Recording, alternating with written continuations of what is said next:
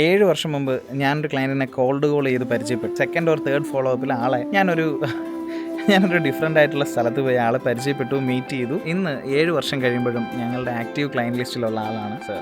ജയ് sir, നമ്മൾ ആദ്യമായിട്ട് പരിചയപ്പെട്ട ആ ഒരു ഇൻസിഡൻറ്റ് ഒന്ന് പറയാമോ സർ?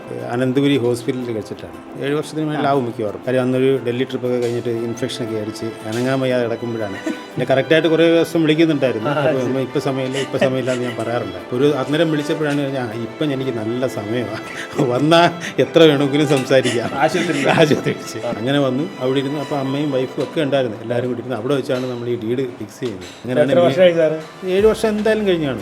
എങ്ങനെയുണ്ട് നമ്മളെ കുറിച്ച്? സാറ്റിസ്ഫൈഡ് ആണ്. മീഡിയേറ്റേഴ്സിനെ സംബന്ധിച്ച് എനിക്ക് ഡീഡ്സ് കിട്ടുന്നുണ്ട്. മീഡിയേറ്റേഴ്സാണ് കൂടുതലും എൻ്റെ അന്ന് തൊട്ടുള്ള ഈ സോഷ്യൽ മീഡിയ ആക്ടിവിറ്റീസ് ചെയ്യുന്നത്. ഒരുപാട് കാര്യങ്ങൾ ചെയ്യുന്നുണ്ട്, ലീഡ്സ് ഒരുപാട് കിട്ടുന്നുണ്ട്. അതുവഴി ക്ലയൻസ് എനിക്ക് ഒരുപാട് ബേസ് ഉണ്ടായിട്ടുണ്ട്. ഇപ്പോൾ നമ്മളൊരു ഹോസ്പിറ്റലിൽ എമർജൻസിയിൽ കിടക്കുമ്പോൾ പരിചയപ്പെട്ടാലും അത് വലിയൊരു ബിസിനസ്സിലേക്ക് പോകുന്നതിന് ഒരു പാർട്ടാവാൻ സിറ്റുവേഷൻ ഒന്നും വലിയ കാര്യമൊന്നുമല്ല. അല്ല, ഒരിക്കൽ ശരിക്കും പറഞ്ഞാൽ എൻ്റെ ഓഫീസിൽ വെച്ചോ അല്ല അജയുടെ ഓഫീസിൽ വെച്ചോ വേറെ എവിടെയെങ്കിലും വെച്ച് ആരും ചിലപ്പോൾ നമ്മൾ ഓർത്ത് നിൽക്കത്തില്ല. എനിക്കിപ്പോഴും അത് കിടന്നതും ഇരുന്നതും എവിടെ ഇരുന്നാൽ സംസാരിച്ചതെന്ന് പോലും എനിക്ക് ഓർമ്മയുണ്ട്.